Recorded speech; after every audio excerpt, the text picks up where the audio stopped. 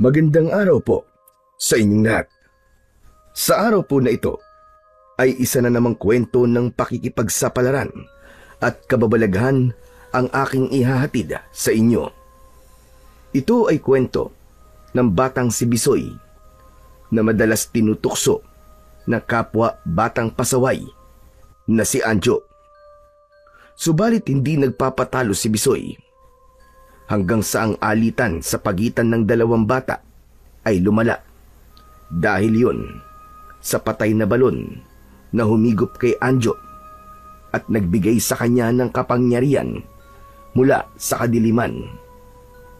Subalit dahil din sa isa pang balon at sa tulong ng duwending si Don Dino ay ibinigay naman kay Bisoy ang isang mutya upang maging isa siyang batang manunugis. Nilabanan niya ang kasamaang hatid ni Anjo at ng aswang na abwak na namamahay sa ilalim ng patay na balon.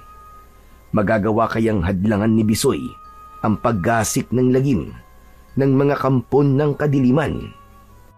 Hanggang saan gagamitin ng kasamaan ang batang si Anjo?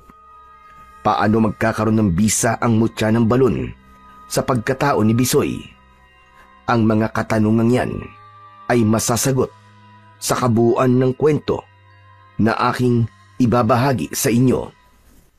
Ngunit bago ang lahat, mga idol, huwag po nating kalimutang mag-subscribe, mag-like at i-hit ang notification bell sa aking YouTube channel na The Voice Addict at Apong Isaak para sa mas marami pang makapigil hininga na kwentong aswang at katatakutan mula sa mundo ng kababalaghan.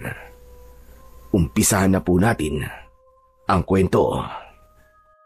Maaga pa'y bumangon na sa kanyang higaan si Bisoy. Agad nitong kinuha ang kanyang sombrero na nakasabit sa dingding. Nakita siya ng kanyang lola Sinang. Nagtataka ang matanda na inusisa ang pag-aapura ng kanyang apo. Teka lang, Bisoy. Saan ba punta mo? At nagmamadali ka? May usapan po kasi kami ni Mang Pipito eh. Aba, anong usapan yan? Ba't wala ka sinasabi sa akin? Baka kung ano na yan, Bisoy. Si Lola talaga oh. Tamang hinala na naman po kayo.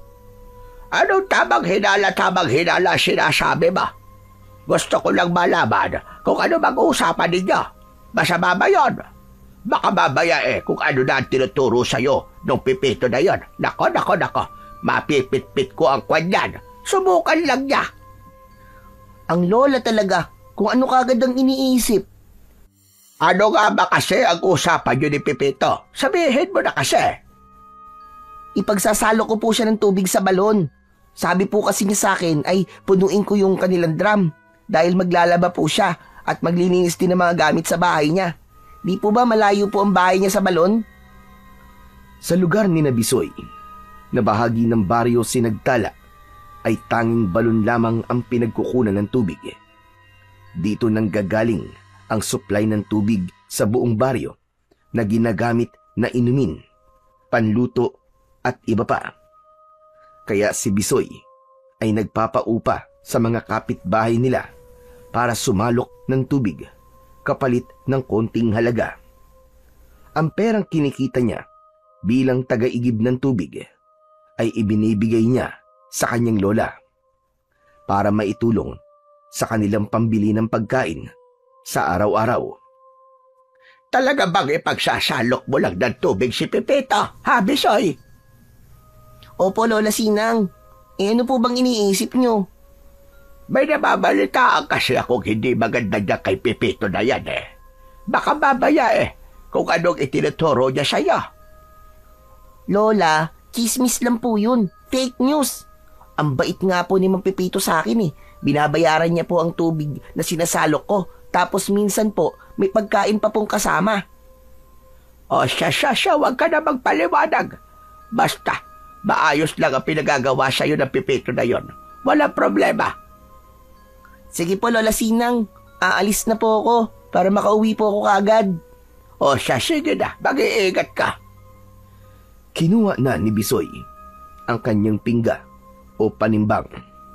Isa itong pahaba na yari sa kahoy o kawayan na ginagamit para maging panimbang ng balde o container ng tubig. Saka isusukbit sa balikat para pasanin. Lumapit si Bisoy sa kanyang lola at nagmano pa ito bago tuluyang umalis. Habang papalayo ang apo, ay nakamasid naman ang matandang babae. Alam niyang ginagawa ng kanyang apo ang pagpapaupa sa pagsalok ng tubig dahil para rin sa kanilang pangangailangan. Hindi rin kasi nakasasapat sa kanila ang kinikita ni Lola Sinang sa pagtatawas at paghihilot. Nagpapasalamat na lamang siya dahil sa kabila ng murang isipan ng kanyang apo ay naiintindihan ang kanilang sitwasyon. Hindi rin mapaghanap ang bata katulad ng ibang kabataan. Humahangos si Bisoy nang makarating sa bahay ni Pipito.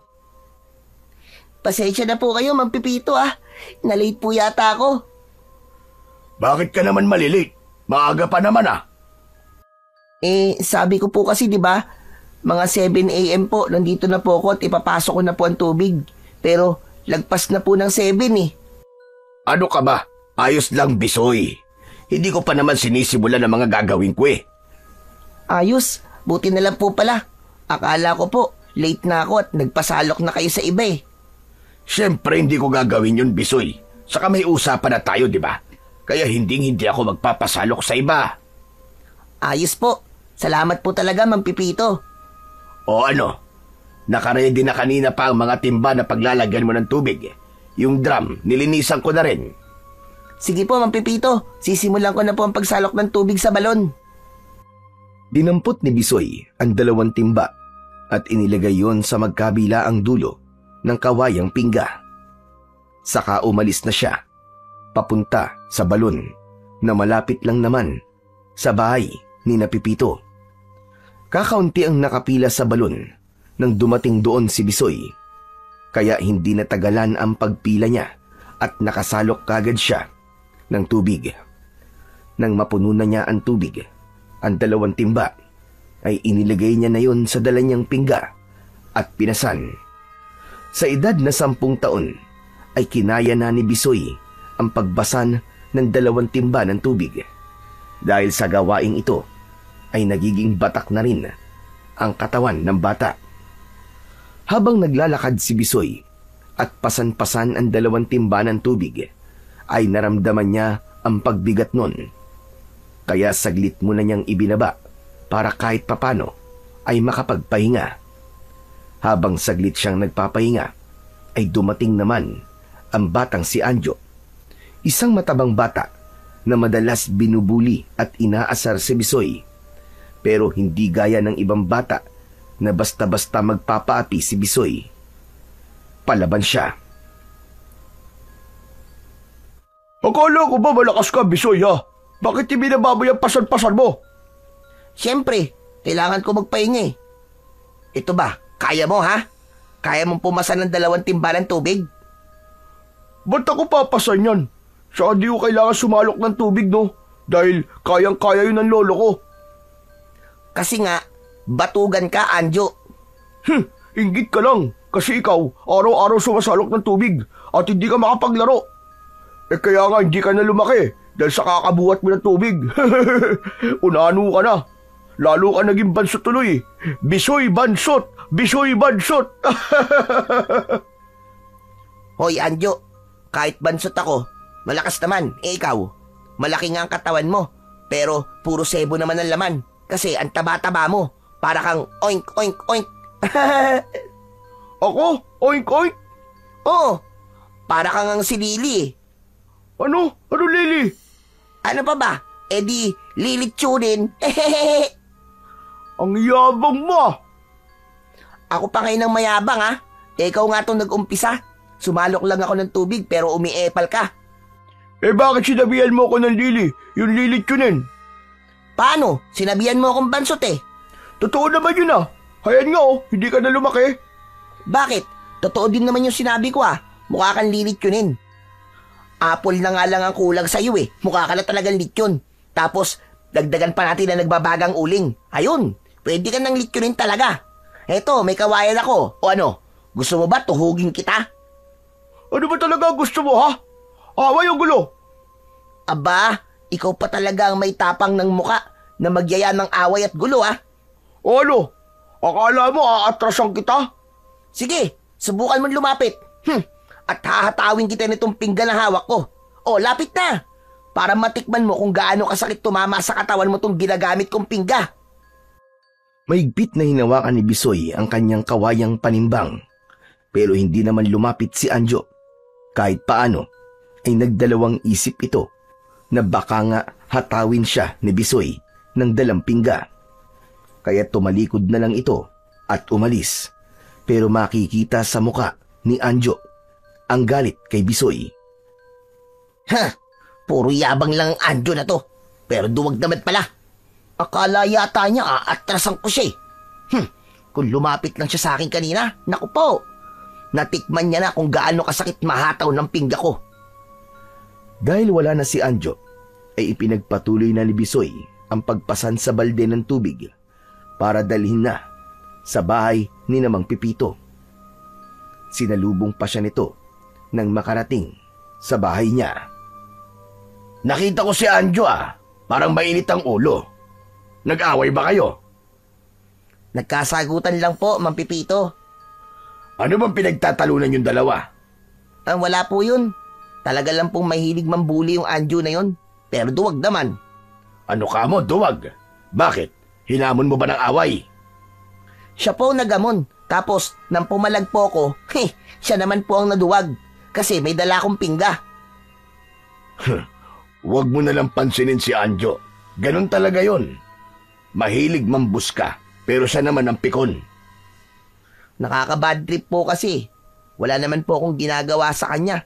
Pero gustong-gusto niya akong asarin at sabihan na bansot. Hayaan mo na lang siya, Bisoy. Magsasawa rin yun sa pangiinis sa'yo. Tapos kapag sinabihan ko naman mukha siyang baboy na lilitsunin, galit na galit. Siya naman ang nagpasimula ng pang-aasar. Kaya nga, tulad nga ng sinabi ko sa'yo, huwag mo na lang pansinin. Saka, masama ang nakikipag-away. Siya lang naman po mahilig mang away eh. Hayaan mo, kapag nakita ko ang lolo Cosme niya, isusumbong ko siya para pagsabihan. Wag na po. Kasi, kapag nalaman po niya na nagsumbong ako sa lolo niya, mang-aasar uli yun, sasabihin nun, sumbong-sumbong ako, mahaba ang tumbong.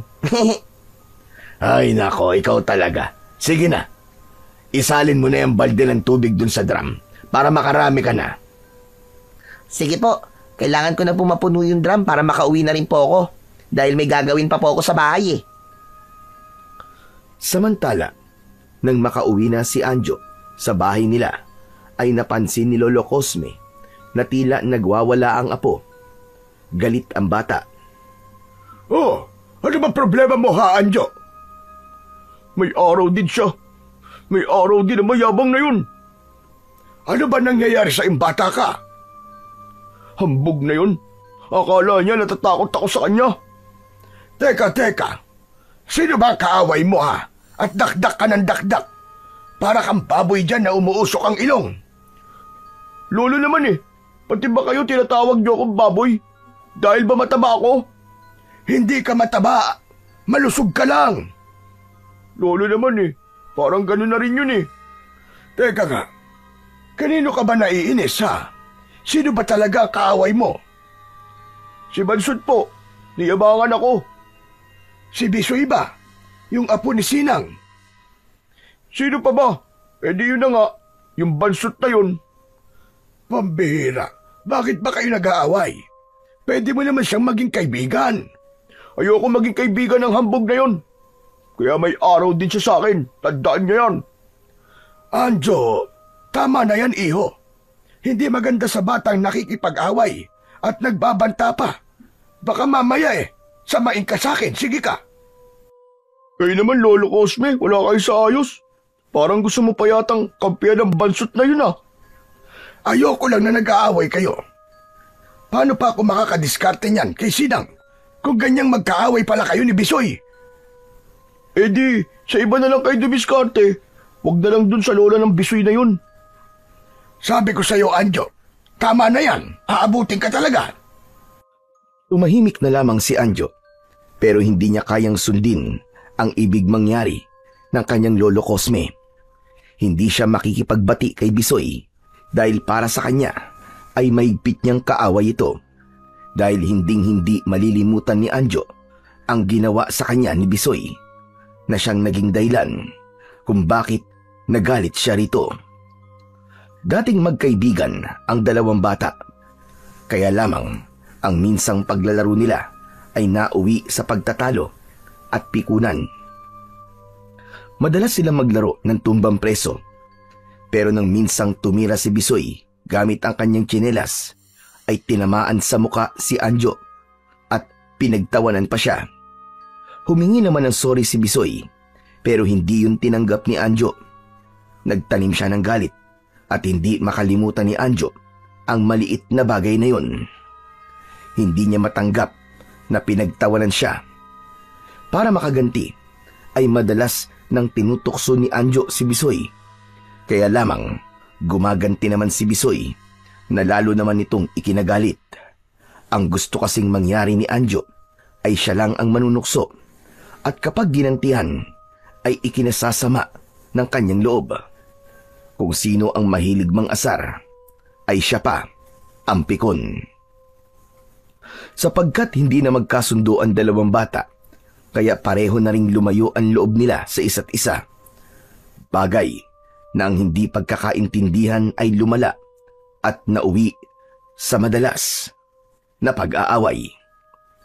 Subalit ang madalas na pagtatalo ng dalawang bata ay hindi naman pinakikialaman ng kanilang mga lolo at lola, dahil para kina Lolo Cosme at Lola Sinang ay away bata lang ang nangyayari sa kanila. Pero ang hindi nila alam ay lumalala na ang away na namamagitan sa dalawa. Isa pa, ayaw din ni Lolo Cosme na mabadshot siya sa Lola Sinang ni Bisoy, dahil nga kursunada niya ito. Gaya ng mga pagkakataong yun na nakapustura si Lolo Cosme para dumalaw kay Lola Sinang. Tao po! Tao po! Mula sa loob ng bahay ay narinig ni Lola Sinang ang pagtawag na yon ni Lolo Cosme. Si Cosme ang nagpapatao po na yon. Teka, lalabasin ko ka muna. Tumayo sa pagkakaupo si Lola Sinang at pinuntahan si Lolo Cosme na nasa harap ng bahay. Oh, Cosme, napasyal ka yata.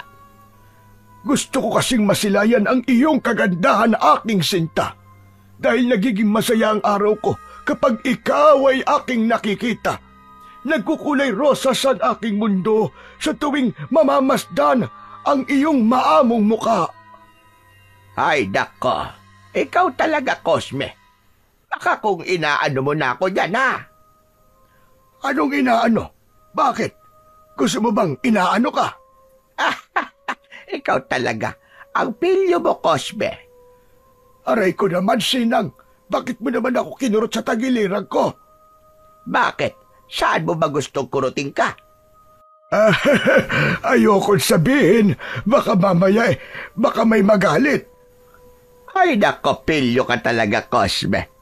Teka, ano ba yung dala-dala mo? Oo nga pala. May dala ko para sa iyo, akin sinta.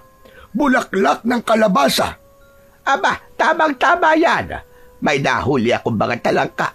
Pwede kong ihalo yan sa talangkang ginataan. Oo naman. Tapos dagdagan mo na rin ang isasaing mo, ha, para sabay tayong kakain. Magkakainan tayong dalawa. Sobra ka talaga, Belio. Halika na nga. Pumasok ka muna dito sa loob ng bahay. Samantala, ang pag-uusap at harutan ni na Lolo Cosme at Lola Sinang ay nakita at naririnig ni Bisoy, na napapakunot ang noo at nakasimangot dahil hindi niya gusto na dumadalaw ang lolo ni Anjo sa kanyang Lola Sinang. Kaya nang makaalis na si Lolo Cosme, ay nakita siya ni Lola Sinang na tahimik at tila inis si Bisoy. Nilapitan siya ng kanyang lola. May problema ka ba, Apo? Parang naiinis ka yata. Hindi maipinta ang itsura mo kanina pa. Bakit niyo po kasi tinanggap dito sa bahay natin yung lolo ni Anjo eh? Oh, maayos na bumisita dito si Cosme. Kamastosan naman kung itataboy ko siya. Abay, bakit ba? Ayoko po kasi na pumupunta po siya dito sa atin. Abay, bakit naman? Dahil ba hindi mo kasundo ang apo niya? Hindi dahil di kayo nagkakasundo ni Anjo. Pati ako dapat magagalit na rin kay Cosme. Abay, mali yun, Apo. Ang kasalanan ni Juan ay hindi mo pa pwedeng ibunton kay Pedro. Bakit, Lola? Gusto niyo po ba si Lolo Cosme? Magandang lalaki siya, di ba? Saka sweet din. Dinadalhan pa ako ng regalo. Sus, dahil lang sa bulaklak ng kalabasa na regalo niya, mabait at kinilig na kagad kayo? Abay, salbahing bata ito. Ang importante doon ay naaalala niya ako. Sabi nga sa Ingles it's the thought that counts. Ano po? Ano po bang ibig sabihin nun? Hindi importante kung ano man yung ibinibigay sa'yo. Ang mahalaga ay naaalala ka niyang bigyan. Yun ang ibig sabihin nun. Basta. Ayoko po sa lolo ni Anjo. Ayoko po siya para sa inyo. Apo, bata ka pa, kaya hindi mo kami naiintindihan. Pero bakit ba ayaw mo makipagkaibigan na lamang kay Anjo? Salbahe po kasi siya, Lola Sinang. Kaya ayoko rin siyang maging kaibigan. Hay nako, bahala ka nga. Pero Apo, wag mo naman sanang pigilang maging masaya ang lola mo. Dahil masaya ako kapag kasama ko si Cosme. Hindi na lang umimik si Bisoy. Pero ano pa bang magagawa niya? Kaya hahayaan na lang niya ang kanyang lola kung masaya itong makipagkaibigan kay Lolo Cosme. Pero hindi siya makikipagkaibigan sa batang lilitsunin na si Anjo. Sa baryo Sinagtala ay may isang lumang balon na pinagbabawalan ang kahit na sino, lalo na ang mga bata na magpunta roon. May takip ang lumang balon at matagal nang hindi nagagamit dahil ayon sa mga matatanda ay natuyuan na ito ng tubig. Tinatawag din nila itong patay na balon, kaya upang walang maaksidente dito ay tinakpan na lamang. Ngunit sadyang pasaway si Anjo kung saan-saan ito nakakarating at nagpupunta. Hanggang sa magawi siya sa lugar na kinaroroonan ng patay na balon na ipinagbabawal na lapitan ng mga bata. Sigurado ako na nananakot lang ang mga matatanda na wag lumapit sa patay na balon na to. Pero na kayang meron dito? Teka lang, may naisip ako. Tama, alam ko na. Hindi na lumapit pa si Anjo sa patay na balon dahil meron siyang naisip na plano. Kaya hinanap niya si Bisoy. Meron siyang ibig mangyari. Nang makita niya si Bisoy, ay malaki ang pagkakangiti ni Anjo na lumapit rito. Ikaw na naman? Oh, galit ka na kaagad ah. Siyempre, ikaw kagad ang nakita ko eh. Kaya na bad trip ako. Ayaw mo bang makipagkaibigan sa akin? Ayan nga oh, nakangiti na ako sa'yo. Nagulat si Bisoy sa sinabi ni Anjo. Pagkatapos ng pagtatalo nila ng nakaraang araw, ay yun ang maririnig niya kay Anjo. Nais nitong maging magkaibigan na sila. Hindi makapaniwala si Bisoy sa kanyang narinig. Hindi rin mawala ang pagkakangiti nito. Teka. Hindi ka ba nilalagnat? Ikaw ba yan, Anjo? Sigurado ka ba sa sinasabi mo? Oo naman. Naisip ko kasi na mas mainam kung magiging magkaibigan na tayo. Talaga lang, ha? Oo nga. Bakit? Ayaw mo ba ako maging kaibigan? Depende. Naisip ni Bisoy na baka sinabihan din ito ng Lolo Cosme niya. Gaya ng sinabi rin sa kanya ng kanyang lola Sinang na dapat ay maging magkaibigan na lang sila para wala ng gulo. Dahil si Anjo na ang nag-umpisa para maging magkaibigan sila at mabait ang pakikitungo sa kanya. Kaya naman, naisip ni Bisoy na pwede niyang subukang makipagkaibigan uli dito. Tutal ay dati naman na magkalaro sila. Kaya lang, hindi alam ni Bisoy ay may ibang agenda si Anjo at nagawa yung itago ng batang pasaway. O paano? Pwede na ba tayo maging magkaibigan? Pwede. Ayan! Sinabi mo yan ha! Pwede na tayo maging magkaibigan. E di, maaari na kitang yayain maglaro. Ano namang laro? Kahit ano. May naisip akong lugar kung saan tayo pwede maglaro. Saka may mga puno din doon ng santol. Pwede tayong kumuha. Babatuin na lang natin. Uy, gusto ko yan. Paborito kong santol, lalo na kung matamis. O ano, tara na. Puntahan na natin. Isinama ni Anjo si Bisoy sa lugar na malapit sa patay na balon. Totoo naman na may tanim na santol doon at namumunga na rin. Pero Anjo, di ba ipinagbabawal na pumunta dito? Lalo na ang lumapit dyan sa patay na balon. Maglalaro lang naman tayo eh. Saka walang makikialam sa atin dito. Walang istorbo, panigurado yun. Ang totoo ay nagkunwari si Anjo na makikipagbati kay Bisoy para gawin ang kanyang plano. Ngayong kasama na niya si Bisoy ay umiral na ang pagiging salbahe nito. Nang makalingat si Bisoy ay agad na dinampot ni Anjo ang isang kaputol na sanga ng kahoy at ipinalo niya yon kay Bisoy. Nabuwal ito at nawalan ng malay. Napahalakak naman si Anjo na tila sinapian ng masamang espiritu. Uto-uto ka talaga, Bisoy. Ang dali mo maniwala na gusto ko nang makipagbati sa'yo at makipagkaibigan. Hindi totoo yun. Dahil ang gusto ko, mawala ka at hindi ko na makita pa. Hayan, wala ka ng malay. Ngayon hihilahin naman kita papunta sa patay na balon at ihuhulog kita ron. Pero teka lang, dito ka muna. Aalisin ko muna ang takip ng balon para mamaya bubuhatin kita at ihuhulog kita doon. Para mawala ka na ng tuluyan. Iniwan ni Anjo si Bisoy na walang malay. Nagtungo sila sa patay na balon. Natatakpan ng makapal na yero ang patay na balon at may nakapatong din na lumang gulong at ilang piraso ng malalaking bato. Isa-isang inalisyon ni Anjo hanggang sa matanggal na niya ng tuluyan ang takip ng patay na balon. Ayos na! Natanggal ko na ang takip nitong balon. Ang dilim pala ng loob nito. Tsaka parang ang lalim ah. Teka, pwede ko nang buhatin si Bisoy at ihuhulog ko na siya rito. Subalit bago pa niya balikan si Bisoy, ay nakarinig ng tila ugong si Anjo mula sa loob ng patay na balon. Nagulat ang bata sa narinig na ugong.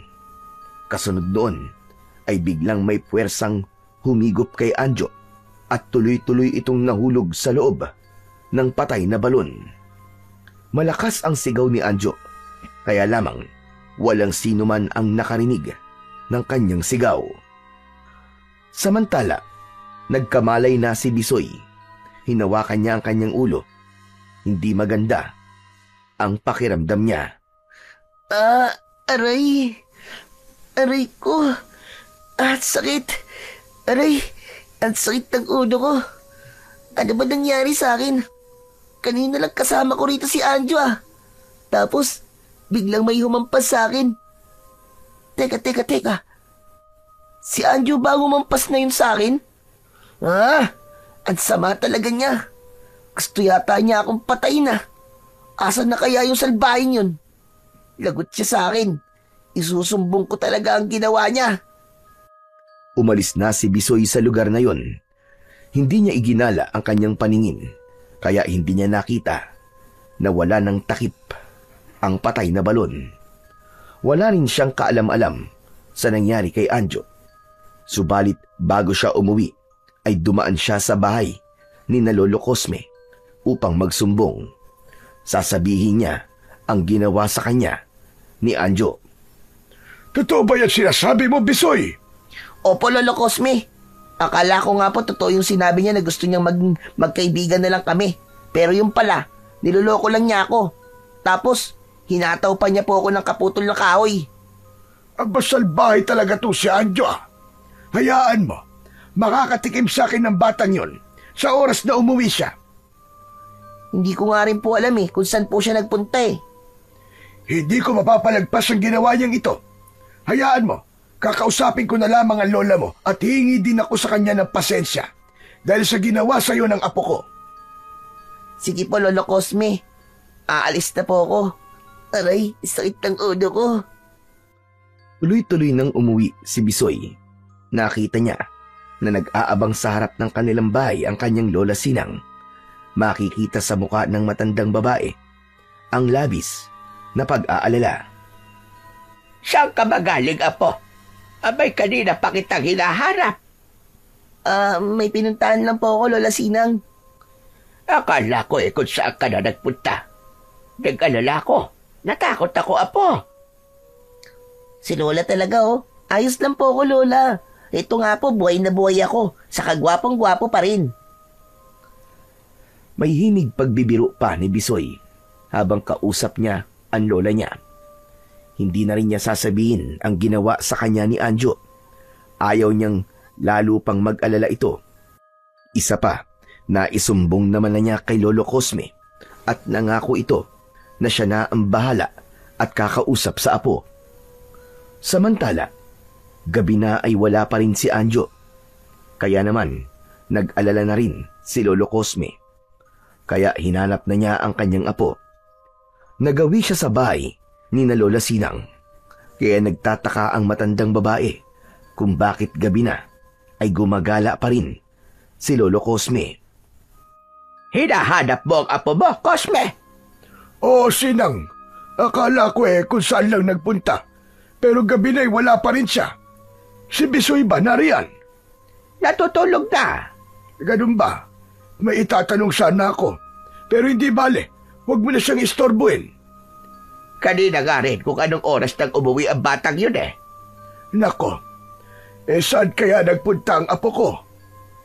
Baka naman uuwi rin yon at inabot lang ng gabi sa paglalakwatsa.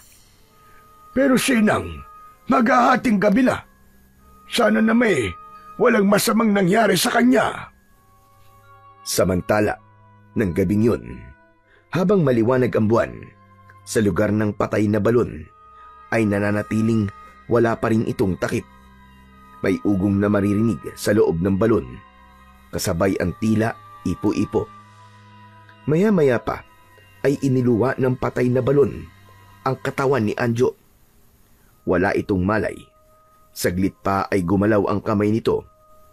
Habang gumalaw na rin ang buong katawan, tila walang nangyari na tumayo ang bata at lumakad papalayo sa patay na balon kung saan siya galing. Napagod naman si Lolo Cosme sa pag-iikot para hanapin ang kanyang apo. Kaya nagpasya itong umuwi na muna at itutuloy na lang kinabukasan ang paghahanap. Subalit nang makarating ito sa kanilang bahay, ay ganun na lamang ang gulat nito dahil naroon na si Anjo, nakaupo sa upuang kawayan sa sala ng kanilang bahay. Diyos me, yung bata ka! Kung saan na kita hinanap Butit tumuwi ka na. Saan ka ba nang galing Walang imik si Anjo. Tahimik lang ito na nakatingin sa kawalan. Napansin naman ni Lolo Cosme na tulala ang kanyang apo. Anjo, apo, ano ba nangyari sa'yo? Abay, saan ka ba nagpunta? Wala pa ring marinig na sagot si Lolo Cosme sa kanyang apo. Kaya lalo nang nag-alala ang matandang lalaki. Dito ka lang. Huwag kang aalis. Pupuntahan ko lang si Sinang. Mukhang kailangan mo ang tulong niya. Dahil nagtatawa si Lola Sinang, kaya naisip ni Lolo Cosme na baka may hindi magandang nangyayari sa kanyang apo. Kaya sinadya niya ang matandang babae na agad namang sumama. Nang makaharap na ni Lola Sinang si Anjo, ay agad na hinawakan nito ang kamay ng bata. Bigla yung binitiwan ni Lola Sinang. Tila ba napaso siya. Bakit, Sinang? Ano nangyari? Bakit bigla mo binitiwan ang kamay ng apo ko? Hindi maganda, Cosme. Meron akong hindi magandang naramdaman. Naghawakan ko kamay na. Ano ka mo? Anong ibig mo sabihin? May sanib ba ang apo ko? Ewan ko, Cosme. Hindi ko pa kayang ipaliwanag. Kaya kailangang tawasin na siya kagad para makatiyak ako. Naghanda ng tubig sa palanggana si Lolo Cosme. Nagsisindi naman ng isang puting kandila si Lola Sinang upang simulan na ang pagtatawas. Nang maipon ang luha ng kandila, ay may kung anong imahe na nakita roon si Lola Sinang. Ano nakita mo, Sinang? Ano nangyari sa apo ko? Sabihin mo! May kakaiba sa apo mo, Cosme. May ibang elemento na pumasok sa katawan niya. Kaya ganyan siya. Tulala at hindi mo makausap. Kung gano'n, anong dapat kong gawin, Sinang? Baka kumapano ang apo ko niyan. Paliguan mo siya ng tubig na nilagyan ng suka para umalis ang elemento na pumasok sa katawan niya. Painumin mo rin ng nilagang sambong para mahugasan ang kanyang tiyan. Sige, Sinang, gagawin ko yun. Maraming salamat sa iyo. Pagpahingayin mo na muna siya dahil nakikita ko sa apo mo na masyado siyang pagod. Kailangan makatulog siya at bukas na bukas ay gawin mo at sinabi ko sa iyo. Oo, Sinang, gagawin ko yun sa apo ko. Inihatid na ni Lolo Cosme si Lola Sinang sa bahay nito. Nang makabalik si Lolo Cosme, ay laking gulat niya dahil hindi natulala si Anjo. Katulad na ulit ito sa dati. Masaya pa nga siyang sinalubong ng kanyang apo. Saan po kayo galing, Lolo Cosme? Gabing-gabi na po kung saan pa po kayo nagpupunta. Aba, ikaw nga ba yan, Anjo? Oo naman po, ako po ito. Pero kanina lamang ay tulala ka. Kaya nga tinawag ko si Sinang para tawasin ka Masama lang po ang pakiramdam ko kanina, pero okay na po ako ngayon, Lolo Cosme. Sigurado ka ba, Apo? Naayos ka lang? Opo, oks na po ako. Sa palagay naman ni Lolo Cosme, ay okay na nga ang apo niyang si Anjo. Kaya kinabukasan ay hindi na rin niya ginawa pa ang kabilin-bilinan ni Lola Sinang. Dahil sa palagay niya ay wala nang dapat gamutin sa bata dahil maayos na ang kalagayan nito. Naikwento naman ni Lola Sinang kay Bisoy ang nangyari kay Anjo nang tawasin niya ito. Ano po? Nasapian po ng ibang elemento si Anjo? Oo, apo. Yun ang nakita ko. Nang tawasin ko siya. Kawawa naman pala siya. Kahit pasaway siya at salbahe, nakakaawa pa rin po siya. Kaya nga dapat gawin ni Cosme yung billing ko sa kanya para mawala at umalis ang elementong pumasok sa katawan ng kanyang apo. Sana po maging mabait na po si Anjo kasi nakakainis siya Lagi na lang niya po akong pinagtitipan. Basta, ang masasabi ko lang sa iyo, apo, hanggat magagawa mong maging mabait at mapagpasensya ay gawin mo. Mahirap din kasi yung meron kang kaaway. Kapag ang isang bata ay mahilig mang-away, madaling nakakapasok sa kanya ang masasamang elemento. Kaya siguro napasukan kagad si Anjo. Hayaan niyo po, Lola Sinang. Tatandaan ko po lagi ang lahat po ng sinasabi niyo sa akin. Dahil nga nagbalik na sa dating ugali si Anjo, ay hindi na sinunod ni Lolo Cosme ang bilin ni Lola Sinang. Tiwala siya na totoong maayos na ang kalagayan ng kanyang apo. Subalit pagdating ng gabi, natulog na si Lolo Cosme, ay walang kamalay-malay ang matandang lalaki na bumabangon si Anjo at lumalabas ng bahay. Binabagtas nito ang daan patungo sa patay na balon kung saan may kababalagang nangyari sa kanya. Nananatiling walang takip ang patay na balon dahil pinakialaman ni Anjo ang takip nito. Nang makarating ang bata sa gilid ng balon, ay biglang nanginig ang katawan nito. Napaluhod siya sa lupa at biglang nagbago ang itsura niya. Naging isang uri ng aswang si Anjo. Yun ang elemento na pumasok sa kanyang katawan na namalagi naroon dahil sa hindi pagsunod ni Lolo Cosme sa bilin ng matandang magtatawas. Nang ganap nang magbago ang anyo ni Anjo, ay lumikha siya ng tunog. Habang lumilikha siya ng kakaibang tunog, ay may mga kakatuwang nilalang na lumalabas mula sa patay na balon. Mga uri ng aswang na abwak na namamahay sa ilalim ng lupa. Lumalabas ang mga ito upang maggasik ng lagim at isama sa loob ng balon ang sinumang magiging biktima nila. Kaya ng gabing yun ay nabalot ng lagim ang buong baryo Sinagtala. May mga taong natagpo ang patay at meron ding nawawala. Nabalot ng matinding takot ang baryo, lalo na't hindi nila alam kung paanong nagkaroon ng mga kakaibang uri ng aswang sa baryo na nambibiktima at pumapatay. Diyos ko, nakakakilabot talaga nangyari na yon.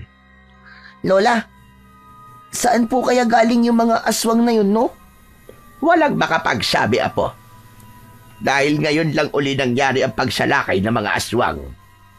Sa pagkakaalala ko may 30 taon na ang nakakalipas mula nang may mga aswang na dumayo dito. Pero napatay sila ng manunugis na dumating dito sa baryo. Lola, paano po yan? Ano na lang po mangyayari sa baryo natin kapag hindi po napatay ang mga aswang na yun? Magiging kawawa at katatakutan ang baryong ito. At baka maubos tayo lahat.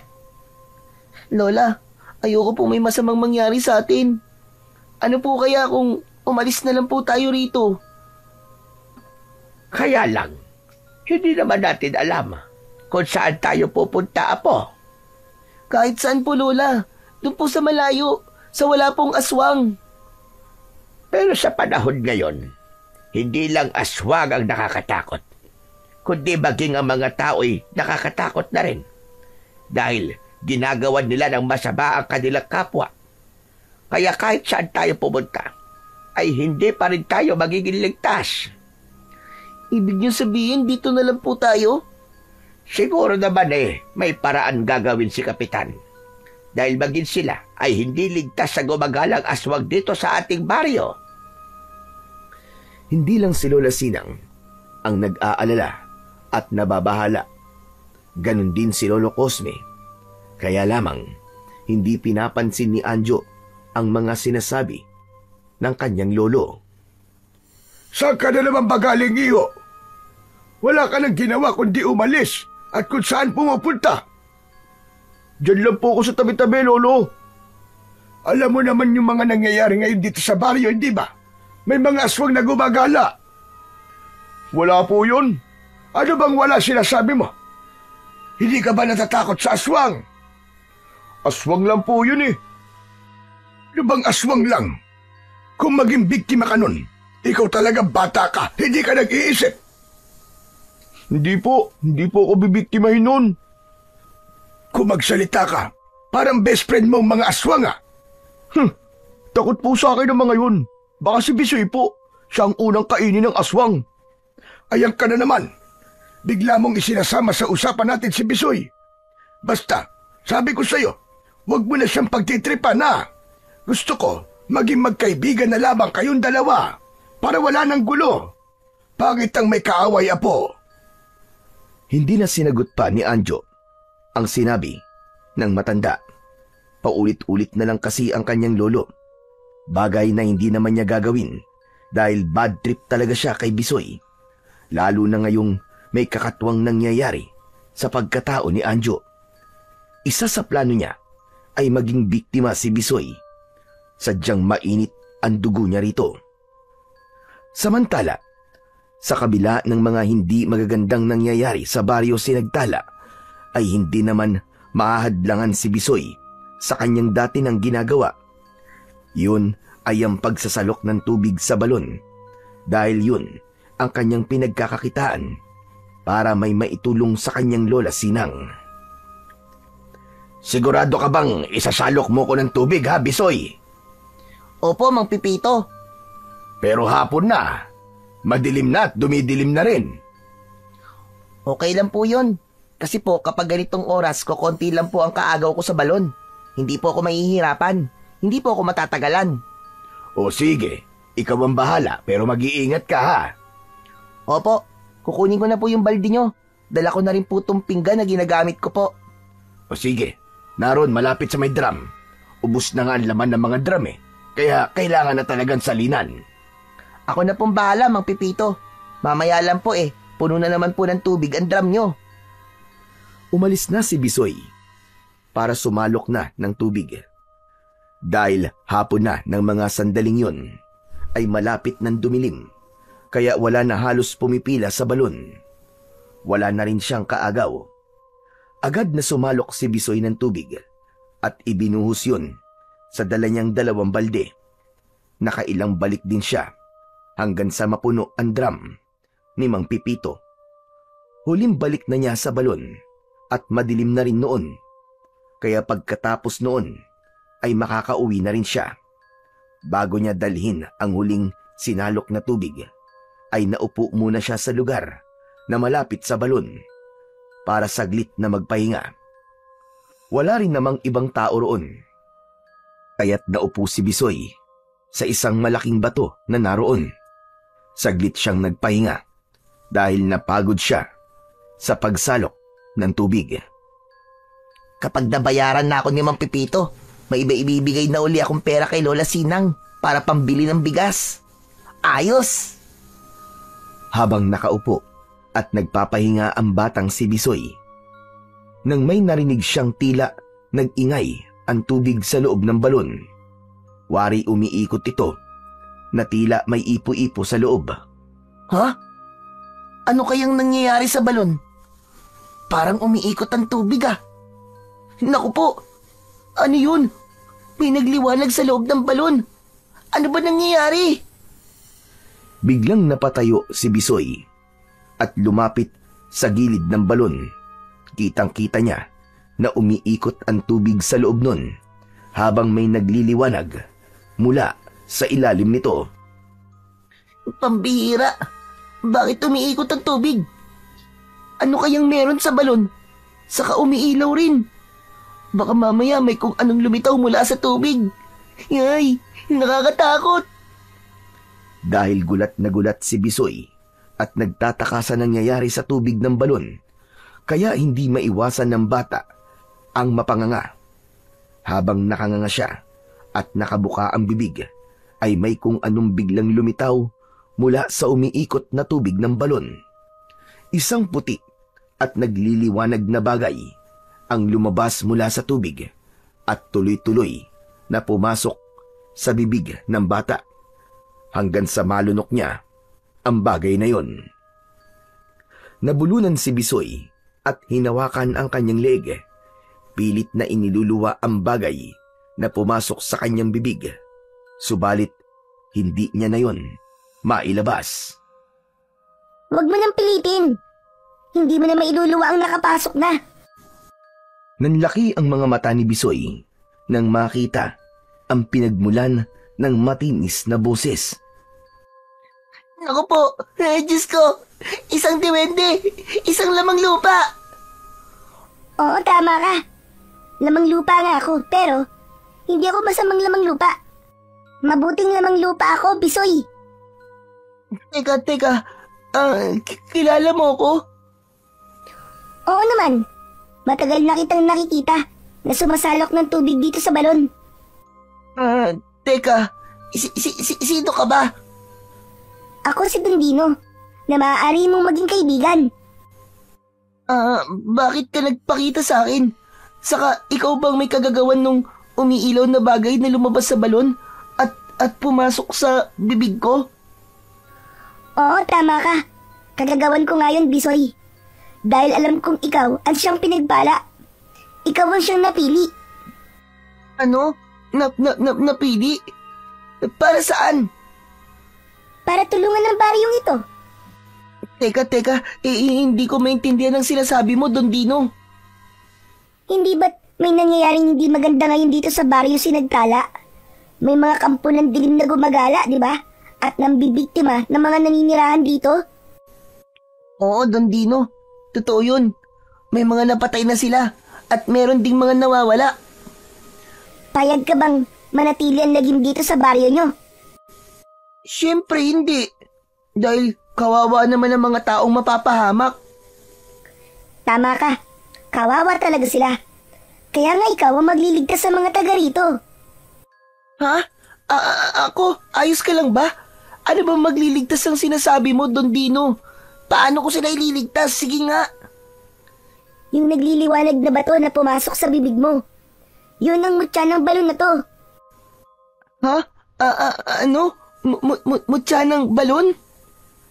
Tama ka. Ipinahihiram namin mga mabubuting diwende sa nilalang na mapagkakatiwalaan.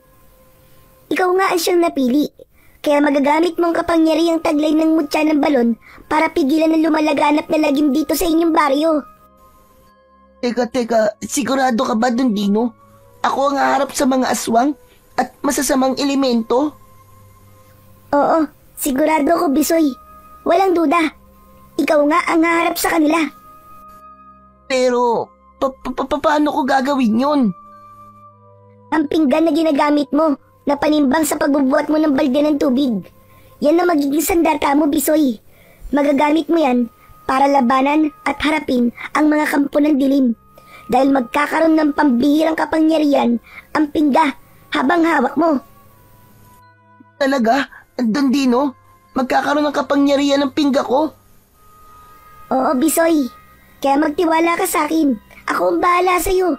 Basta gawin mo kung ano ang tama. At isang maigpit na bilin. Ha? Maigpit na bilin? Ano yon, Don Dino? Hindi mo maaaring ipaalam sa kahit kanino ang tungkol sa mutya ng balon. Kahit sa lola ko? Kung sa lola mo lang, maaari naman. Dahil alam kong kakampi mo siya at mapagsasabihan mo ng sikreto. Pero sa ibang tao, wag na wag mong ipapaalam dahil posibleng mawala ang bisa ng mutya ng balon. Sige na, hanggang sa muling pagkikita, kaibigan. Biglang naglaho si Don Dino. May gusto pa sanang sabihin si Bisoy, kaya lamang wala na ang kaibigan niyang duwende. Napatingin si Bisoy sa hawak niyang pingga. Ang sabi ni Don Dino ay hindi na ito magiging pangkaraniwang panimbang lamang, kundi magkakaroon na yon ng kapangyarihan dahil ito ang kanyang magiging sandata. Napangiti ang bata at hinaplos-saplos ang kawayang pingga. Saka tumayo ito at inilagay na ang balde sa magkabila ang dulo. Masaya nang inihatid ni Bisoy ang balde ng tubig. Kinamang Pipito. Ayos ka lang ba, Bisoy? Opo, Mang Pipito. Bakit po? Bigla ko nanibago sa'yo eh. At sigla-sigla mo pa rin kahit napakarami ng nasalok mong tubig sa balon. Parang hindi ka man lang napagod. Kwan po kasi. Masigla lang po ako at nasa kondisyon po ang katawan ko ngayon. Saka parang kakaiba ang saya mo. May nangyari ba sa balon? Po, ano pong mangyayari naman ang ibig niyong sabihin? Baka may nakita kang nagpasaya sa'yo. Baka nakita mo yung crush mo kaya nagkaroon ka ng inspirasyon. Nako, hindi po. Saka bata pa po ako, Mang Pipito. Wala pa po sa isip ko ang crush-crush na yan. Tama lang yun. Saka nag-aaral ka pa. Hindi na nga po, Mang Pipito eh. Ano ka mo? Abay, bakit naman? Hindi po kasi kaya ng lola ko kasi po wala po siyang maayos na trabaho. Abay, ganun ba? Hindi bale. Sabihin mo sa lola mo na sa susunod na pasukan ay mag-aral ka na uli at ako ang bahala. Wow! Talaga po? Oo naman. Malaga kasi sa isang kagaya mo ang nag-aaral para marami kang matutunan. Maraming salamat po, Mang Pipito. Sabi ko na nga po mabait po talaga kayo. Heto nga pala ang bayad ko sa pagpuno mo sa drum ko. 50 pesos yan. Tapos, iuwi mo na rin itong lutong ulam na adobo. Marami kasi ako niluto. Sobra sa akin. Kaya mag-uwi ka na para may ulam kayo ng lola mo. Naku, matutuwa po si lola nito kasi may libre po kaming ulam. Salamat po talaga, Mang Pipito. Tuwang-tuwa si Bisoy nang umuwi. Dala ang pera at libreng ulam galing kay Mang Pipito. Pakiramdam ni Bisoy ay napakaswerte niya ng araw na yon dahil sa magagandang bagay na nangyari sa kanya. Mula sa pagkakaroon niya ng kaibigang diwende, pagtataglay ng mutya ng balon at ang pangako ni Mang Pipito na siya na ang bahala sa pag-aaral niya sa susunod na pasukan. Masayang ibinalita ni Bisoy ang mga sinabi ni Mang Pipito, pero hindi muna niya sinabi ang tungkol sa mutya ng balon na nasa katawan niya.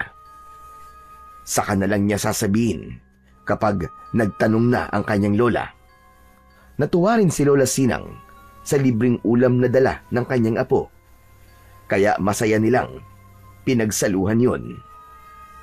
Samantala, sa muling pagsapit ng gabi, sa bahay ni na Lolo Cosme, ay hindi dalawin ng antok ang matandang lalaki. Hindi naman mapakali si Anjo na kanina pa ito palakad-lakad. Napansin ng kanyang lolo ang tila pagiging balisa ng kanyang apo. Susantissima Anjo, para kang pusang hindi mapaanak dyan. Ano ba nangyayari sa iyo? Wala po, Lolo. Medyo sumasakit lang po ang tiyan ko. Kaya po ako lakad ng lakad. Di ilabas mo na yan. Sige na, pumunta ka na rin sa banyo. Ayaw po lumabas, Lo Baka maya-maya pa. Isang dahilan kung bakit hindi mapalagay si Anjo dahil mamaya lang ay maghahating gabi na. Darating na ang oras para sa pagbabago ng kanyang anyo. Magiging aswang ito para ipagpatuloy ang paggasik ng lagim kasama ang mga aswang abwak na naninirahan pa rin sa patay na balon. Lo, hindi pa po ba kayo matutulog? Mabuti siguro matulog na kayo. Masama po sa inyo nagpupuyat. Bakit ba pinipilit mo ko matulog? Hindi pa nga ako inaantok Saka ayos lang ako. Pero kailangan nyo na po matulog, Lo. Lokong bata ito Ayoko pa nga. Hindi pa ako inaantok. Masyado kasing matapang yung kapeng nainom ko kanina. Kaya hirap tuloy ako makatulog ngayon. Subalit patuloy na sa pagdilim ang gabi. Hindi pa rin natutulog ang matandang lalaki. Kung ano-ano na ang ginawa nito sa loob ng bahay upang magpalipas ng oras at antukin. Kaya lamang, sadyang matindi ang tama ng matapang na kape na ininom nito. Ayaw pa ring antukin. Sa isang bahagi naman ng bahay ay kanina pa nakatingin si Anjo sa kanyang Lolo Cosme. Meron itong binabalak. Hindi nito dapat malaman ang kanyang lihim. Kaya hawak ang isang kahoy ay lumapit si Anjo sa kanyang lolo. Hinataw nito sa batok ang matanda, kaya walang malay itong bumulagta. Napangisi si Anjo dahil wala nang magiging istorbo. Hindi na makikita ng kanyang lolo ang pagbabago ng kanyang anyo. Kung magtanong man ito kinabukasan, ay may nakahanda na siyang idadahilan. Dahil hindi kayang buhatin ni Anjo ang kanyang lolo na walang malay at nakahiga sa semento, kaya hinayaan na lang niya ito. Kasabay ng paggudyat ng hating gabi ay nagbago naman ang anyo ni Anjo. Alam niyang kanina pa siya hinihintay ng mga aswang mula sa patay na balon na isa-isa na uling lumalabas upang ipagpatuloy ang misyon na pumatay at maghasik ng lagim sa baryo Sinagtala. Samantala, sumilip naman tayo sa lugar ni na Bisoy at Lola Sinang. Mahimbing na natutulog ang maglola na magkatabi pa sa higaan. Pero nakaramdam si Bisoy na tila may kumalabit at tumapik sa kanya. Biglang dumilat ang kanyang mga mata. Bumangon siya at pinagmasdan ang natutulog na lola niya. Teka, may gumising sa akin ah. Malamang, ito na ang sinasabi sa akin ni Don Dino. Siguro, siya ang gumising sa akin. Dahan-dahang tumayo ang bata upang hindi magising ang kanyang lola Sinang. Sa kanya dinampot ang kanyang pingga na ginagamit sa pagbuhat ng balde ng tubig. Nang hawakan niya ang pingga, ay bigla itong kumislap. Kasunod ay may enerhiyang dumaloy sa kanyang katawan. Ang galing! Tama si Don Dino. May kakaiba nga dito sa aking pingga. Naramdaman ko yun nang hawakan ko. Lumabas na ng bahay ang bata.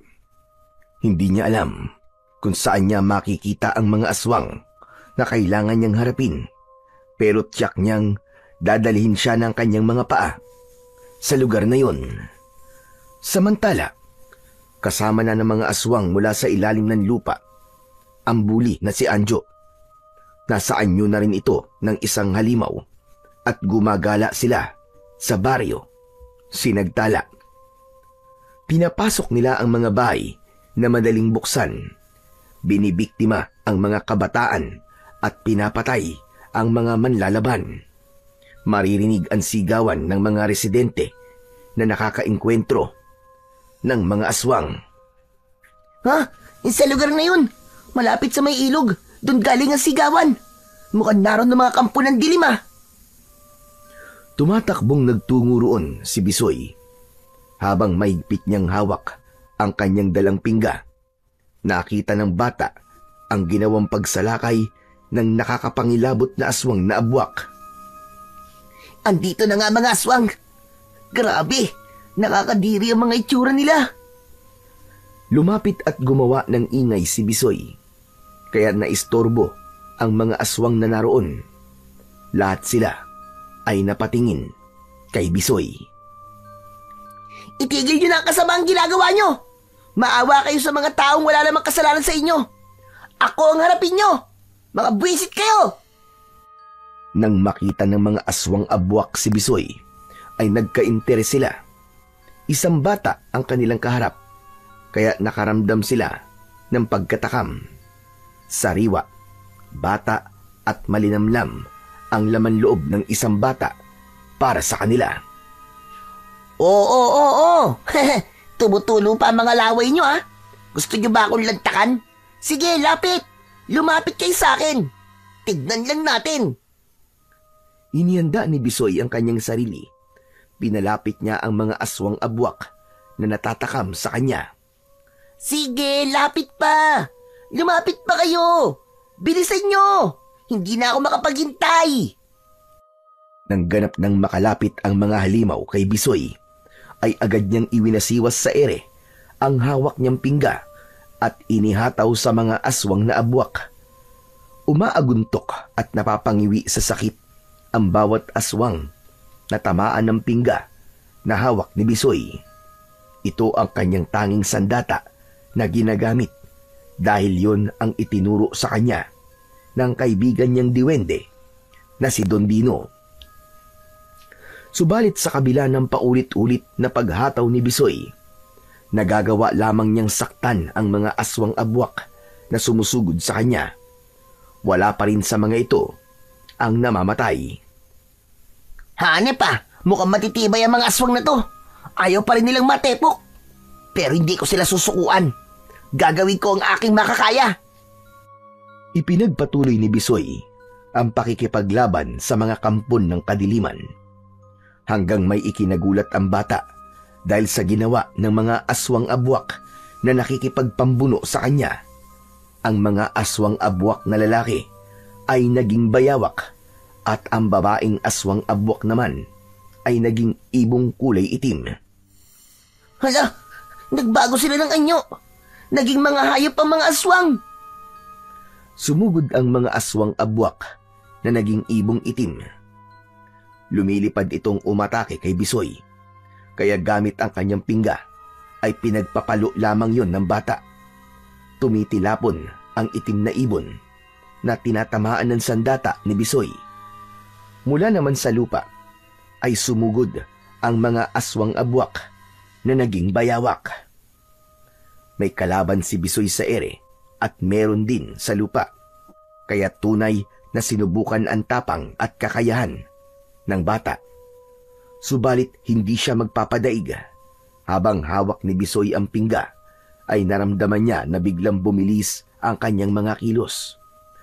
Nagawa niyang paikot-ikutin sa ere ang hawak na pingga para patamaan ang mga lumilipad na itim na ibon.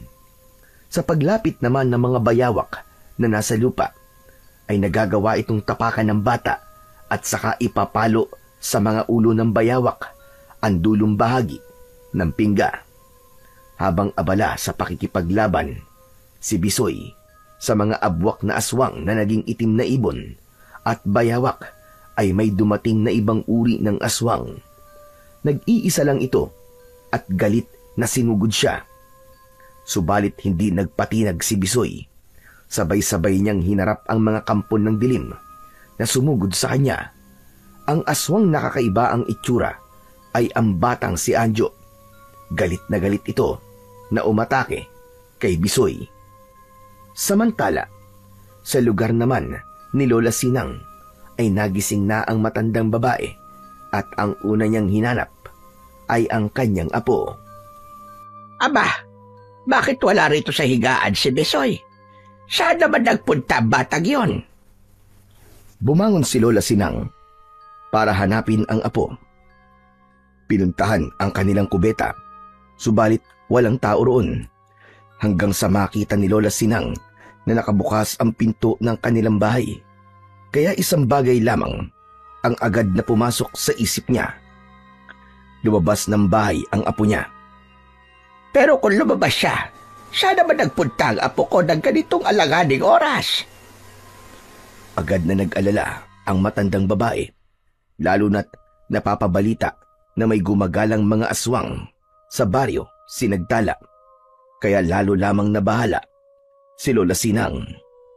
Nako po, pasaway talaga ang batang yon.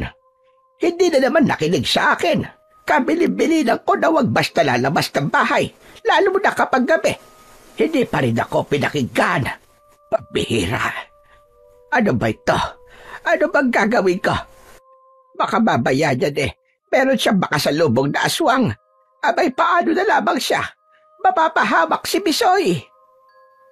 Dahil sa labis na pagkabahala at hindi siya papayag na may masamang mangyari sa kanyang apo, kaya agad tinungo ni Lola Sinang ang kusina at kinuha ang nakasuksok na bagong hasang gulok sa dingding ng kanyang bahay. Ito gagamitin ko laban sa aswang. Tiyak, mahahati ang katawan niya sa talim ng gulok na ito. Pagkatapos na ipusod ang kanyang buhok at kunin ang balabal, ay lumabas na ng bahay si Lola Sinang. Hahanapin niya ang apo niyang si Bisoy. Kailangan matagpuan niya agad ang kanyang apo. Tinahak ng matandang babae ang madilim na daan. Mabilis ang kanyang mga hakbang. Nakikiramdam siya dahil hindi niya alam kung ano bang panganib ang nag-aabang sa kanya. Hanggang tila may nakasunod na sa kanya. Sa halip na lingunin niya, ang naramdaman niyang nilalang na nakasunod ay binilisan niya ang kanyang paglalakad nang walang lingon-lingon. Subalit ramdam din ni Lola Sinang na nagmamadali ang nilalang na sumusunod sa kanya. Kaya lalo pa niyang binilisan ang kanyang paglalakad. Hanggang sa may nakita siyang isang malaking puno at bigla siyang nagtago roon. Ramdam niyang hinahanap siya ng nilalang na nakabuntot sa kanya. Diyos ko, malamang isang aswang ang sumusunod sa akin. Gusto pa akong biktimahin ng lokong aswang na ito. Akala yata niya papayag akong gawin niya akong pagkain. Hindi mo ko matitikmang aswang ka. Mamamatay na muna ako bago mo ko matikman. Humanda sa kanyang pinagkukublian si Lola Sinang hanggang sa mapansin niya ang isang anino na papalapit sa kanya. Sige lang, lumapit ka pa. Lapit ka pa at tagpas talaga ang leeg mong halimaw ka. Hinding-hindi ka sasantuhin ng matalas kong gulok. Itinaas na ni Lola Sinang ang kanyang hawak na gulok nang makita niyang malapit na sa kanya ang anino. Wala ka nagkawala ngayon, hayop ka. Mamatay kang aswang ka! Subalit narinig ni Lola Sinang ang malakas na sigaw ng taong kanyang tatagain. Ganun na lamang ang gulat ng matandang babae nang makilala kung sino ang taong hahatawin sana niya ng kanyang matalas na gulok. Diyos mio, Santissima Marimar! Cosme! Ikaw ba yan? Oo, aking Sinang. Ako nga ito, si Cosme. Diyos ko, akala ko'y katapusan ko na at magiging kwento na lamang ako. Buti na lang pala. Pinigilan ko ang sarili ko at hindi ko kagad naihataw itong aking gulok. Kung nagkataon, ay talagang kwento ka na lang. Kaya nga, muntik na akong maputulan ng ulo. Sa talas ba naman ang gulok mo? Jack, tagpas ang leg ko dyan. Ikaw naman kasi, Cosme. Ano ba yung drama mo na may pasunod-sunod kapag nalalaban? Gusto sana kitang gulatin, Sinang. Dahil nga nakita kita nung naglalakad na walang kasama. Saka kaya kita sinundan ay para bantayan ka. Baka kasi mamaya may makasalubong kang aswang. Alam mo naman, hindi ba? Ginugulo ng aswang itong lugar natin. Kaya nga ako nasa labas ng bahay dahil nag-aalala ko kay Bisoy. Nawawala kasi ang apo ko. Hindi ko alam kung saan nagpunta ng ganitong oras. Abay, ganun ba? Ako man, kaya lumabas din ang bahay dahil hinahanap ko rin ang apo ko. Hindi ko nga alam kung ano nangyari. Kasi may humampas sa akin. Tapos nawalan ako ng malay. Abay, nung nagkamalay ako, wala na si Anjo. Ibig mo sabihin wala rin ang apo mo? Oo, Sinang. Nag-aalala na nga ako. Baka mamaya may kusinong kumuha sa kanya at siya yung humambalo sa akin. Pareho pala tayong nawawalan ng apo. Di kaya magkasama ang dalawang yun sa tingin mo? Pero parang imposible yata yun, Cosme. Hindi naman magkasunod dalawang bata na yun eh. Oo nga pala. Pero nasa kaya sila? Total pareho silang nawawala. Di magkasama na lang tayong hanapin sila. Pwede rin. Saka para mabantayan din kita, Sinang. Siyempre, hindi ko hahayaan na may masamang mangyari sa iyo. Dahil nagkasundo ang dalawang matanda, kaya magkasama sila sa paghahanap sa kani-kanilang mga apo. Samantala, tapos na sa pakikipagtuos si Bisoy sa kampon ng kadiliman. May mga napatumba siya, subalit ang iba ay umurong at bumalik sa patay na balon. Nakaharap din ni Bisoy si Anjo na nasa anyo ng isang halimaw. Kaya lamang hindi ito napuruhan, kundi nasaktan lamang ng tamaan ng pingga na gamit na sandata ni Bisoy. Kakaiba ang aswang na yun na sumugod sa akin kanina. Dahil siya lamang ang hindi naging itim na ibon o kaya ay bayawak. Pero kahit na anong aswang pa siya, magkakapareho lang sila. Masasama sila at naggasik ng lagim dito sa baryo si Nagtala. Kaya kailangan silang malipol. Kailangan silang puksain. Pero umurong sila kanina eh.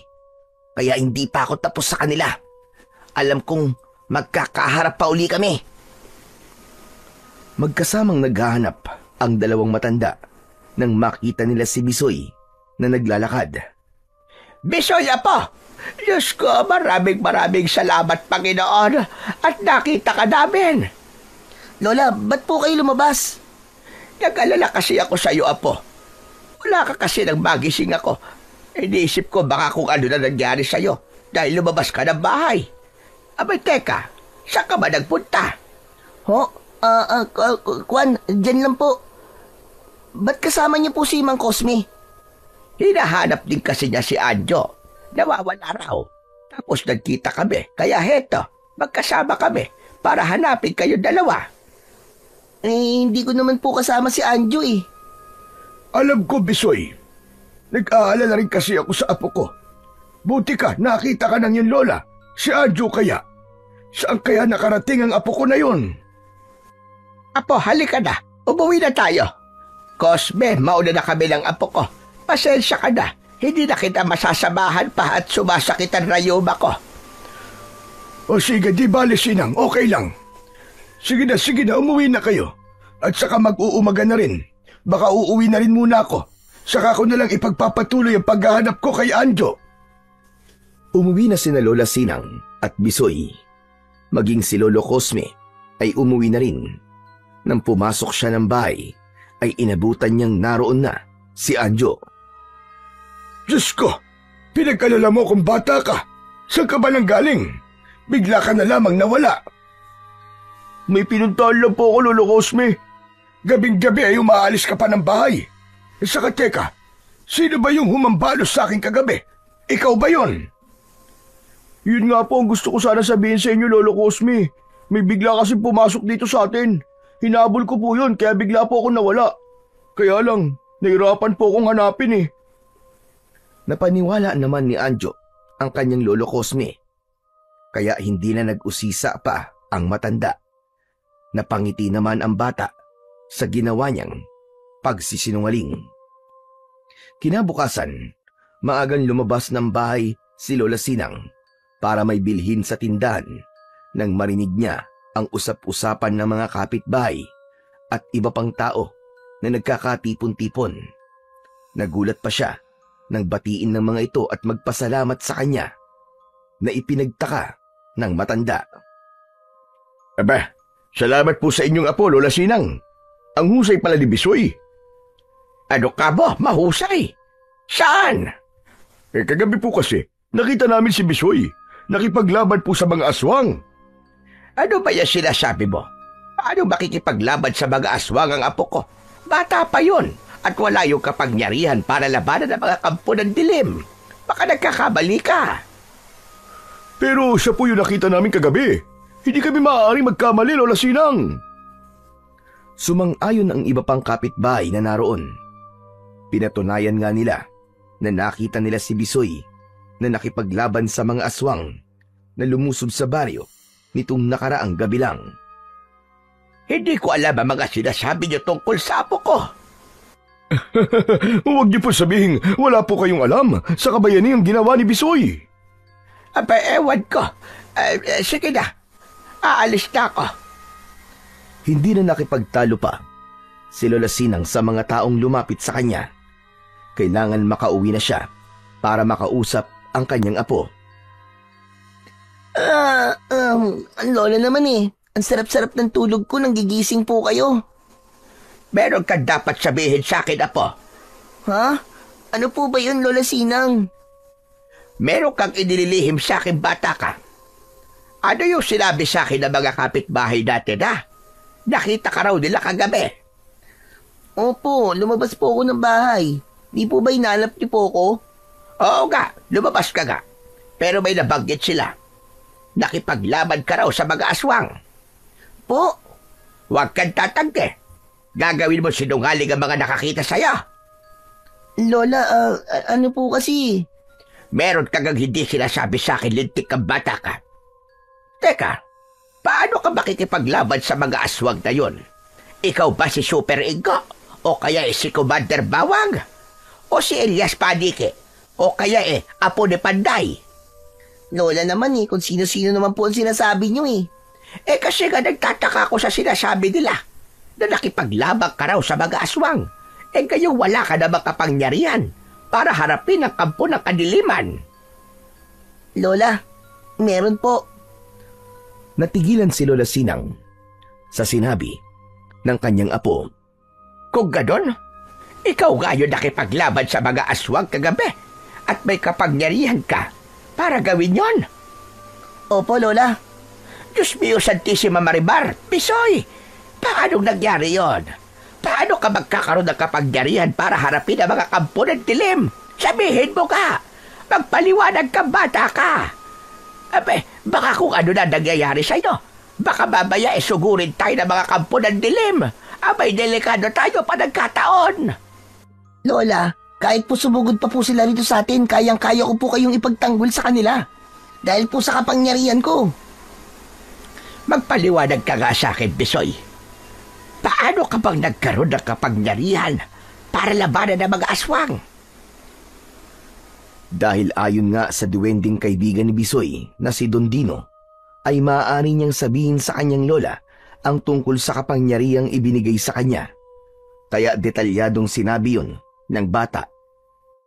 Ipinaalam niya ang ginawang pagbibigay sa kanya ng mutya ng balon at kung ano ang makakaya niyang gawin.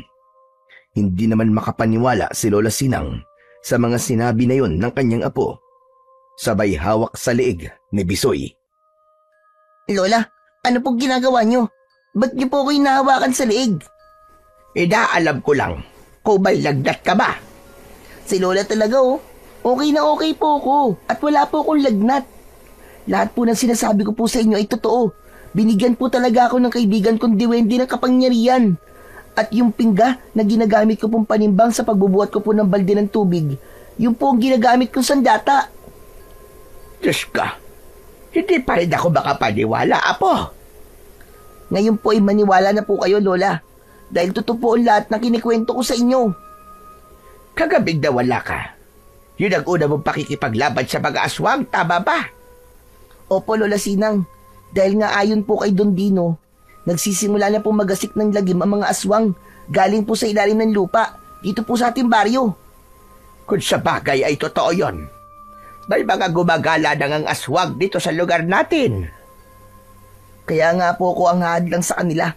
Uubusin ko po ang mga aswang na nanggugulo po dito sa baryo natin. Pero apo, kakayanin mo ba talaga yon? Baka mamaya ay mapahamak ka. Ayoko may masamang mangyari sa'yo, apo. Hindi po ako pababayaan ng kaibigan kong si Dondino, Lola Sinang. Saka yung mutya po ng balon na narito po sa loob ng katawan ko. Siya nga po pala, Lola. Meron lang po sana akong ipapakiusap sa inyo. Ano ba yon, apo? Hindi po dapat malaman ng ibang tao ang tungkol sa pinagmulan ng kapangyarihan ko. Dahil maaari pong mawala yun.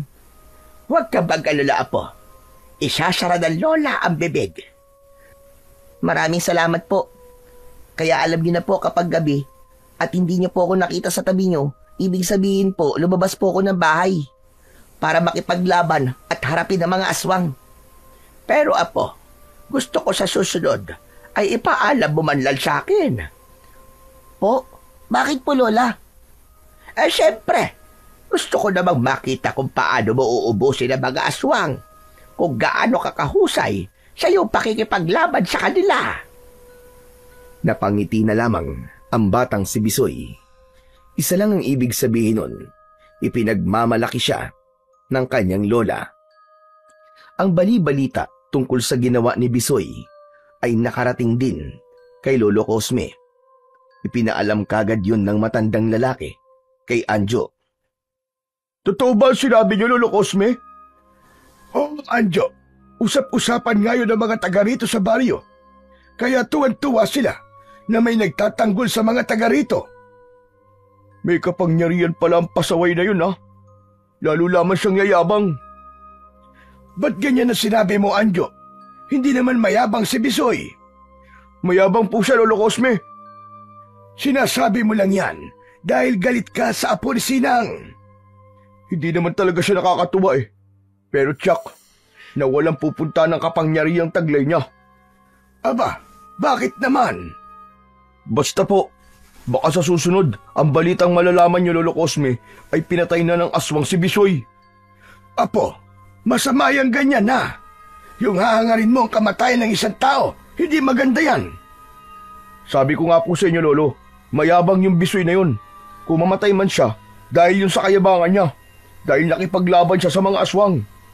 Ibig mo ba sabihin, mas malakas sa mga aswang? Ewan ko po. Sige po, Lolo. Dito lang po ako sa labas. Magpapahangin lang ako. Iniwan na ni Anjo ang kanyang Lolo Cosme. Pero ang totoo, kaya siya lumabas ay para hindi makita ng kanyang lolo ang nararamdaman niyang inis dahil marami ring mga aswang abwak na napatay si Bisoy. Hindi siya makakapayag na malipol ang mga aswang na kasama niyang sumasalakay sa baryo. Nangingibabaw na sa pagkatao ni Anjo ang kasamaan. Kakampi na siya ng mga aswang abwak. na namamahay sa patay na balon. Masama ang loob niya kay Bisoy na pumatay sa mga aswang na nakasama niya. Kaya may nabuong plano si Anjo. Isang hapon ng mga sandaling yun, humahangos si Anjo na nagtungo kina Lola Sinang. Tinawag niya ang matandang babae. Nagmamadali namang lumabas ang lola ni Bisoy. O Anjo, bakit? Ano kailangan mo't humahangos ka? Lola Sinang, kailangan ko po ang tulong nyo. Tulong? Bakit? Si Lolo Cosme po kasi may nangyari po sa kanya. Abay bakit? Ano nangyari sa lolo mo? Hindi ko nga po alam Para po siya sinasapian ng masamang espiritu. Nagwawala po. Kailangan niya po na tulong nyo. Kailangan po matawa siya kagad. Halika na. Puntahan na natin ang lolo mo. Pero teka, sasabihan ko lang si Bisoy na sasama ako sa'yo. Sandali lang. Nagmamadaling nagpaalam si Lola Sinang sa kanyang apo. May itatanong pa sana si Bisoy sa kanyang lola. Kaya lang, nagmamadali na itong umalis. Nakita niya nakasama si Anjo para tulungan daw ang lolo nito. Habang papalayo ay nakatingin si Bisoy na may pagtataka. Subalit nang malapit na sina Lola Sinang at Anjo sa bahay nila ay saka sinabi kung nasaan ang kanyang lolo. Wala po sa bahay namin si Lolo Cosme. Naroon po, malapit po sa may patay na balon. Ano ka ba? Patay na balon? Abay bakit naroon siya? Ano ginagawa niya ron? Ewan ko po, pero naroon po si Lolo, kaya doon po natin siya pupuntahan. Walang nagawa si Lola Sinang dahil ang nais niya ay makita rin si Lolo Cosme upang kanyang tulungan. Hanggang sa makarating na sa lugar na malapit sa may patay na balon ang dalawa. Kaya lamang wala rin doon si Lolo Cosme. Teka, Anjo. Wala naman dito lolo mo Niloloko mo ba ako? Hindi na sinagot pa ni Anjo ang tanong na yon ng lola ni Bisoy, kundi hinataw niya ito ng hawak niyang kahoy. Nabuwalang matanda at nawalan ng malay. Mahinang nilalang. Isang hataw lang ng kahoy. Tulog kagad. Hinila ni Anjo ang matandang babae sa isang tagun lugar na may mga matataas na halaman. Sa kanya itinali sa isang puno. Pasensya ka na Lola Sinang, pero dito ka muna. Kailangan kong gawin to para matupad ang plano ko sa mayabang mong apo. Tsak, hahanapin ka niya. Dahil ilang oras na ang lumipas ay hindi pa umuuwi si Lola Sinang, kaya nag-alala na si Bisoy. Lumabas na ito ng bahay upang magtungo sa bahay ni na Lolo Cosme. Habang naglalakad si Bisoy at binabagtas ang daan papunta sa bahay ni na Anjo nang makita niya ang lolo nito. O Bisoy, abay saan ka pupunta? Plano ko sanang pumasyal sa inyo. Andun ba ang lola mo? Po, hindi ba kayo nagkita ng lola ko? Aba hindi. Bakit nasa ba ang lola mo? Sinundo po ni Anjo kanina sa bahay ang sabi, kailangan niyo raw po ng tulong ng lola ko dahil may nangyari daw po sa inyo. Ano ka mo?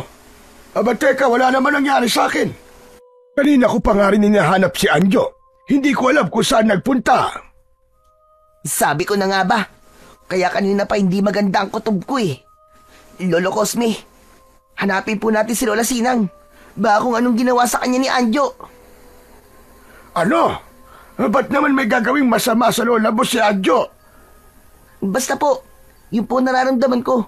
Hindi ligtas ang lola ko kay Anjo, kaya hanapin na po natin siya.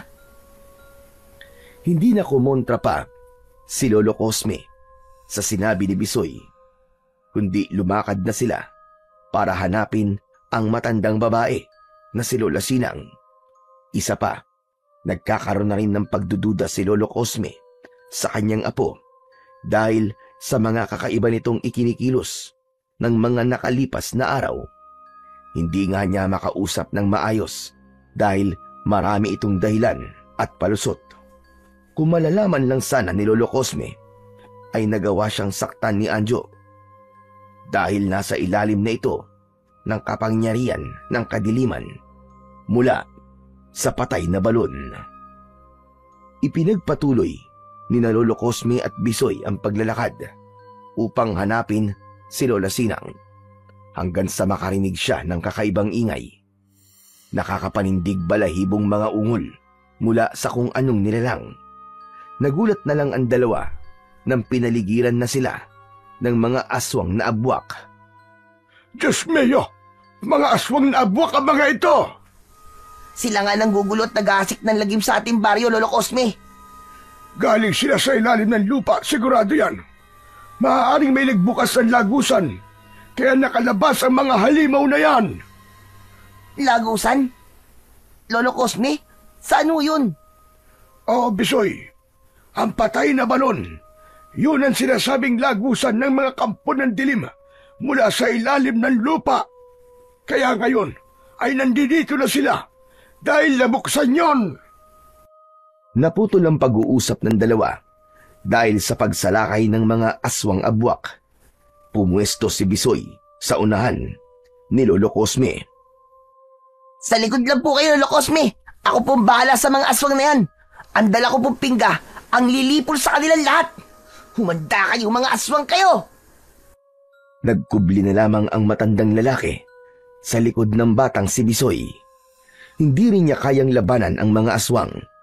Wala siyang kakayahan at wala rin siyang anumang sandatang dala.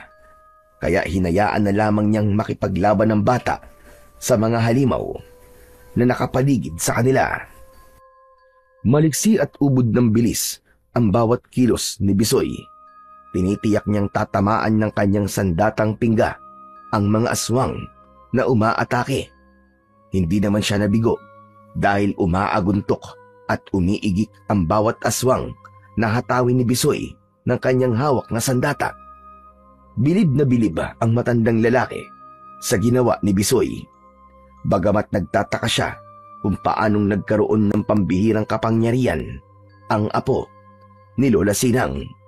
Hindi yun ang panahon para usisain niya si Bisoy. Ang mahalaga ng mga sandaling yun ay mapatay ng bata ang mga halimaw at makaligtas sila maging ang kabuuan ng baryo mula sa pag-gasik ng lagim ng mga aswang abwak. Sige lang, Bisoy! Kaya mo yan! Malaki ang tiwala ko sa'yo! Huwag mo silang tigilan! Patayin mo silang lahat! Opo, Lolo Cosme! Uubusin ko po ang mga walang niyang aswang na to! Wala po akong ititirang buhay sa kanila! Buong buo na napanood ni Lolo Cosme ang pakikipagpambuno ni Bisoy sa mga kampon ng dilim hanggang sa maubos ang mga ito at naiwang nakandusay sa lupa. Itinaas ni Bisoy ang hawak niyang pingga at nagliwanag nun. Ang liwanag mula sa pingga ay lumipat sa mga nakahandusay na aswang. Umusok ang mga bangkay ng aswang abwak. Nasunog ang mga ito at naging abo na humalo sa lupa. Ayos na! Wala na po sila, Lolo Cosme! Pero hindi tayo nakatitiyak. Maaaring may mga dumating pang kauri nila mula sa ilalim ng lupa. Malalaman ng kanilang mga kauri ang pagkamatay ng mga kasama nila. Eh ano pong gagawin natin? Kailangan takpan ng lagusan. Ang patay na balon. Pupunta po tayo doon? Oo. Nagmamadaling nagtungo sina Lolo Cosme at Bisoy sa kinaroroonan ng patay na balon. Nang makarating sila roon, ay nakarinig sila ng tila ungol na nahihirapan. Teka, Lolo Cosme. Naririnig niyo ba yun? Parang may umuungol. Baka aswang abwak yan at ibig tayong linlangin. Kasunod ng ungol, ay narinig nilang nagsalita ang taong tila nahihirapan. Nanlaki ang mga mata ni Bisoy dahil parang pamilyar sa kanya ang tinig ng nilalang na humihingi ng tulong. Teka. Lolo Cosme. Parang si Lola Sinang yun ah. Aba, boses yun ng lola ko. Oo, Bisoy, tama ka. Boses nga yun ni Sinang. Halika, puntahan natin. Nagmamadali nilang hinanap ang pinagmumulan ng boses ni Lola Sinang hanggang sa nakita nila ang matandang babae na nakagapos sa isang puno. Nanghihina ito at iniinda ang kanyang masakit na ulo. Lola, Lola! Ano po nangyari sa inyo? Sino po may kagagawan ng kawalang yang ito? Sino po nagtali sa inyo dyan? Sabihin niyo po! Si Anjo, Bisoy. Siya ang nagtali sa akin dito sa punong ito. Saka sinaktan niya ako.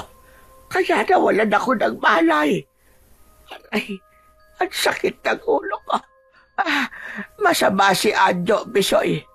Hindi ko nga alam kung paano niyang nagawa ang kasamaang ito. Napakawalang hiya naman yun. Totoo ba sinabi mo, Sinang? Si Anjo may gawa sa'yo niyan? Oo, Cosme. Hindi ako maaari magkamali.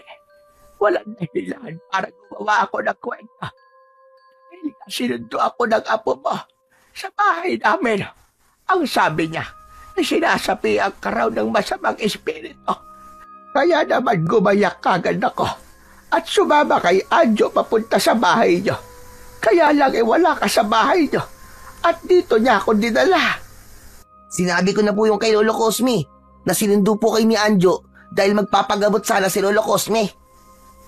Hindi ko maintindihan kung paano nagawa ni Anjo ang ganito. Mula sa isang liblib na lugar ay lumabas bigla si Anjo. Madilim ang muka at nanlilisik ang mga mata.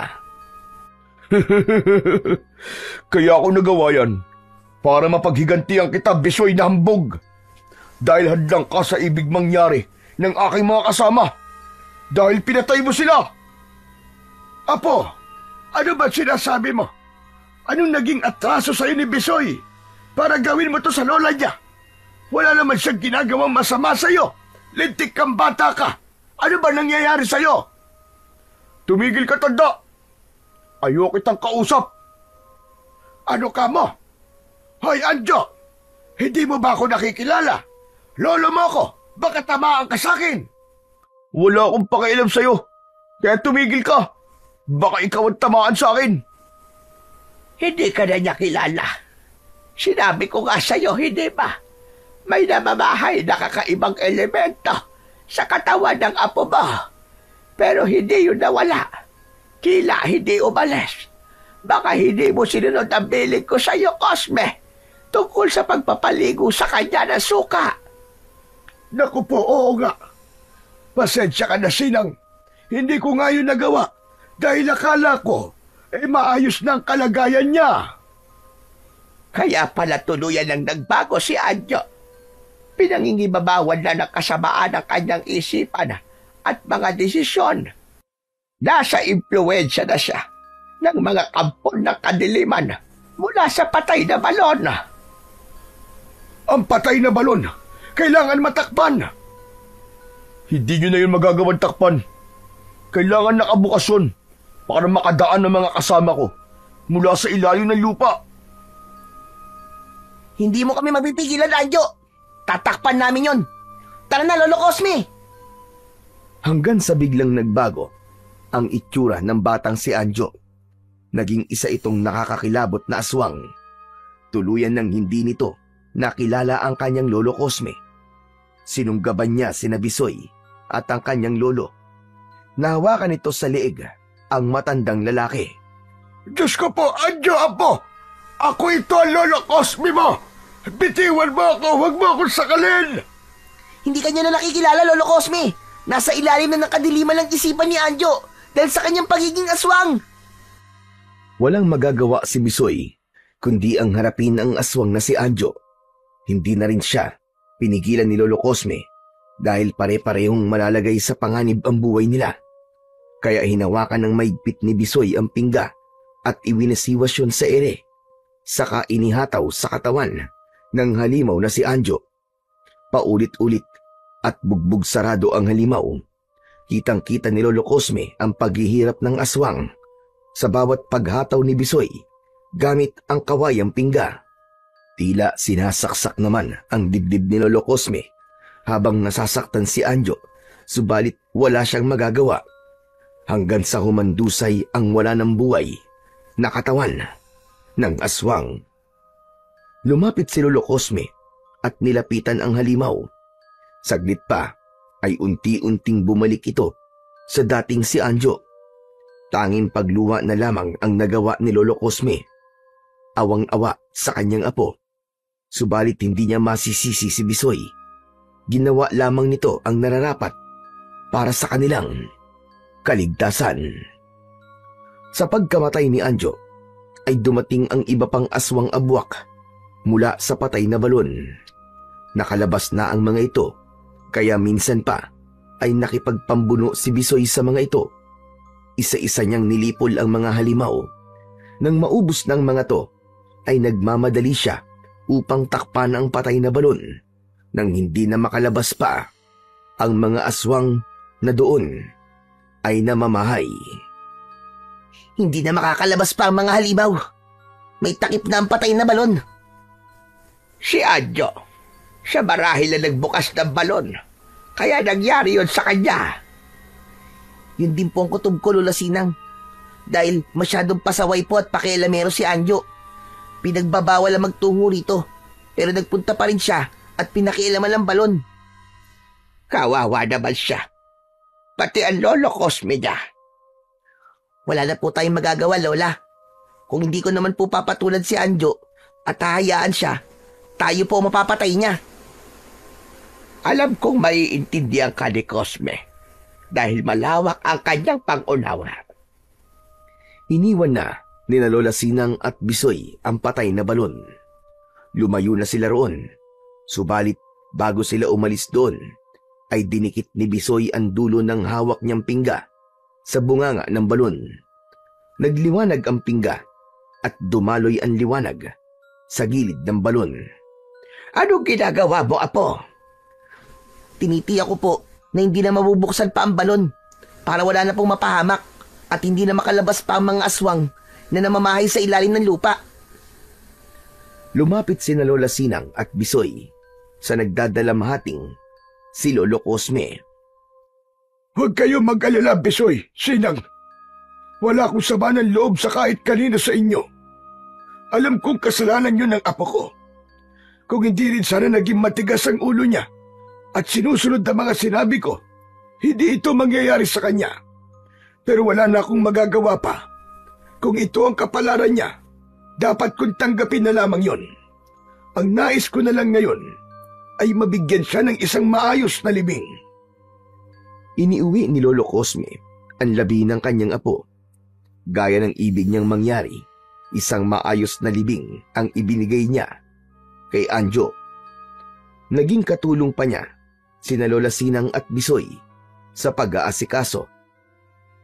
Isang araw, mula nang mailibing si Anjo, nag-iisa sa harap ng bahay si Bisoy nang magpakita sa kanya si Don Dino. Oh, kaibigan Don Dino. Akala ko hindi ka na magpapakita sa akin eh. Panahon na para magkita ulit tayo, kaibigan Bisoy. Salamat, Don Dino ah. Maraming salamat sa pambihirang kapangyarihan na binigay mo sa akin. Alam kong nagawa ko ang tungkulin ko para maging batang manunugis. Nalipol ko na ang mga aswang abwak. Pero alam kong meron pa sa loob ng patay na balon.